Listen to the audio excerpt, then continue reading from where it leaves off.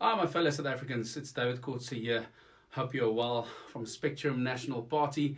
It is a new party. It's a new beginning for South Africa. This is what we need.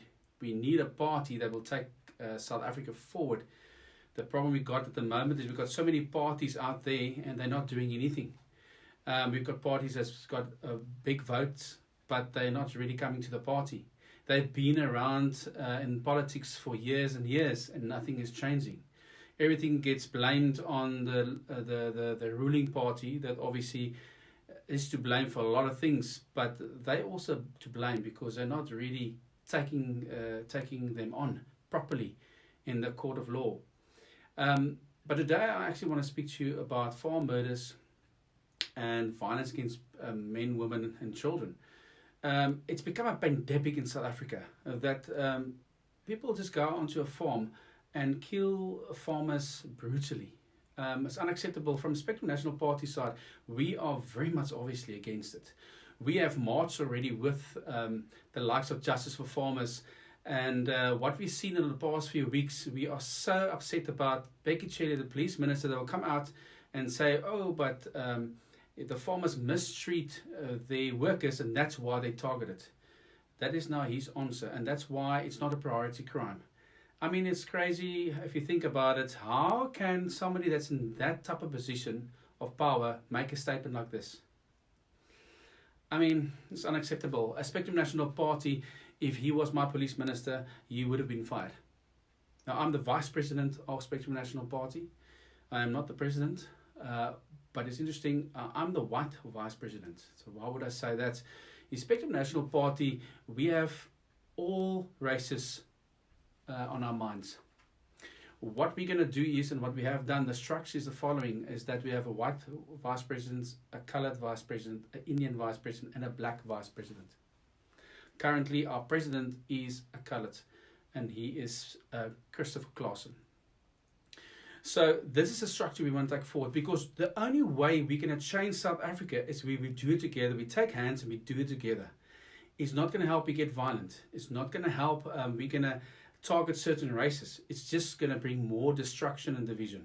So we want to try and unite the country to say, you know what, we are one big rainbow nation, and together we will be stronger and we can move forward. So we have been part of the likes of Justice for Farm Murders. I personally has been part of a march for the farmers and farm workers, and it was a great success. We were here in Stellenbosch. I had the opportunity to speak to the crowd and pray for them and just tell them how we feel about what's happening in South Africa. I think everybody is on the same page when it comes to farm murders, because what is going to happen? What is going to happen is, if there's no farmers, we're going to later on have no food. And that is the reality of the problem. So, fellow South Africans, we really need to stand up against this. What happened in Senegal is unacceptable. How that young man was brutally killed. I mean, I cannot understand that somebody in his right mind will do something like that. I can understand why the farmers in the community and right over South Africa are all going to the Free State to go face this thing head on, because it's unacceptable that something like this happens. A young man gets brutally murdered for what? Why? For no reason. For no reason at all. And I must say, the farmers are tired. I am tired, and something needs to be done. So there's political parties that come onto the air and say, oh, but we're going to do this and we're going to do that. And please, farmers, don't take up arms. Please don't, get aggressive. Don't shoot. Don't, there's other ways to get rid of this problem. And in a one sense, I do agree. The violence has never been the answer to anything. But I can understand why the farmers and the white farmers and the black farmers and the colored farmers and the Indian farmers, if there's Indian farmers, I'm not too sure, or there is in Durban, obviously a lot, that is tired of this. You know what? Their lives is in danger. And that is unacceptable. These people, these farmers, they provide a service to our country. They put the food on our table. You can think about however you want to think about it. I mean, there's some ministers will turn around and say, but the farmers don't give us food. We buy it and Pick n Pay. Really get an education, please, because that is really ridiculous if you think about it in that way. And we're going to end up like Zimbabwe if we don't get a handle on this. So the ruling party is not doing anything that's helping this problem. So Spectrum National Party, if you vote for us, we will commit to take this thing head on. I'm not saying this to you because I'm white. Don't get me wrong. Some people will say, oh, he's a white man, he's a racist, that's why he's going to do something about this. It's not about that. I am part of the Spectrum National Party. I am part of the structure. Together, we want to take this thing head on. My president will speak out against this, have spoken out against this also. And if you vote for Spectrum National Party, we will go out there and make the difference. You can take that to the bank, because that is what's going to happen.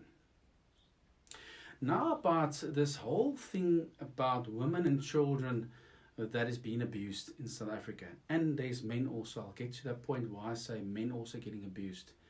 But let's first talk about a real bad pandemic also. It's where men will rape children and women for their pleasure or for whatever reason they think, or for power. Because mainly what happens normally is if a man wants to empower himself, or he will overpower a woman, and he thinks he's empowering himself because he's got a mental disorder. Now, this needs to stop also. And as Spectrum National Party, we will take this head on also. Because it's unacceptable that our women and children that cannot fend for themselves get brutally murdered and raped by cowards that's called men. So if you listen to this video and you're one of them, you must surely know that we will be coming for you. And we will get justice where justice needs to be served. The other problem I've got is when we come to the women's side, women that bear beautiful children and throw them in a dustbin. I mean, that is unacceptable. Throw them into wherever they can throw them because they don't want them. You know what? If you do not want the baby that you were part of, I'm not talking about the situation where you got raped or anything like that. I'm not discussing that. That's a whole discussion for another day. I'm talking about you knew that you're going to have this baby and you make the decision to throw this baby away. Please, don't do that. There is people that will take the baby from you and will make a plan that that baby gets fed and that baby will have a good life in South Africa or wherever in the world. Please do not take other people's lives, babies' lives in your own hands. And I speak out to the women. Really, don't do that. Now I want to speak to also about women using children to abuse the fathers. Now, we know that in the past, fathers didn't really have a right. Everything went, always the women got the children, everything went for the women. So that's been overturned since 2005, where the Children's Act has been rewritten. I've spoken in links with the social worker that actually was part of that process, and I understand now very, very well that men has got the same right than women. But unfortunately, when it comes to these custody cases and when it comes to trying to see your children, the women like to use them against you. They will do whatever to keep you away from their children. They will do whatever to say that you've done something to the children, that's why you can't see the children. And this is something I've experienced, and I must say, this needs to stop. I must say, this is something that Spectrum National Party will definitely look into, to change certain laws that will make sure that men in this country have the same right, not just on paper, but when they walk into a courtroom and they fight for their children, that they will have the same right that the woman's got. So, from Spectrum National Party, I'm David Kotze. It has been great to speaking to you guys, and I hope that this video will help you when deciding for which party you want to vote for. We, as Spectrum National Party, believe that unity, all races together, will move this country forward. And this country cannot move forward without the people in it getting into unity. So come on, South Africa, I know you guys can do it.